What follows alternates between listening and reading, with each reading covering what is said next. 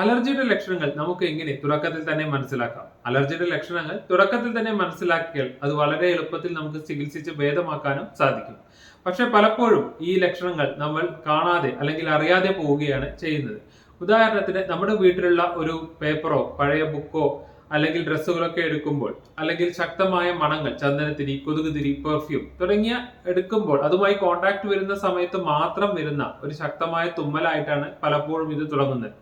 അതിന്റെ അടുത്ത ഘട്ടത്തിലാണ് അത് സ്ഥിരമായി രാവിലെ എണീക്കുമ്പോഴുള്ള ഒരു തുമ്മൽ 9 മണി 10 മണി വരെ തുടർച്ചയായി നീണ്ടു നിൽക്കുന്ന അവസ്ഥയിലേക്ക് എത്തുന്നത്. അതും കഴിഞ്ഞ് പലപ്പോഴും ശക്തമായ തുമ്മൽ നീണ്ടു നിൽക്കുന്നത് വഴി മൂക്കടപ്പ്, ജലദോഷം, സൈനസൈറ്റിസായും അഡിനോയിഡ് ഹൈപ്പർട്രോഫിയായും ബ്രോങ്കിൽ ആസ്മയൊക്കെയായി മാറുകയാണ് ചെയ്യുന്നത്. അതുകൊണ്ട് തന്നെ ഇത്തരം തുമ്മൽ തുടങ്ങുന്ന സമയത്ത് തന്നെ അത് അലർജിയുടേതാണോ എന്ന് കൃത്യമായി മനസ്സിലാക്കുകയും കൃത്യമായ ഹോമിയോപ്പതി ചികിത്സ എടുക്കുകയും ചെയ്യുകയാണെങ്കിൽ ഇതിന്റെ ആദ്യഘട്ടത്തിൽ തന്നെ നമുക്ക് വളരെ ഈസിയായി അലർജിയെ പിടിച്ചു നിർത്താൻ സാധിക്കും.